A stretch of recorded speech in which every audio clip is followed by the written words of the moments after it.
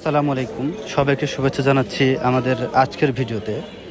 আজকে আমরা বোয়াল মাছ দিয়ে সাদা ভাত খেলাম চট্টগ্রাম এবং কুমিল্লার মাঝখানে অবস্থিত 14 গ্রামের হোটেল আল নূর রেস্টুরেন্টে।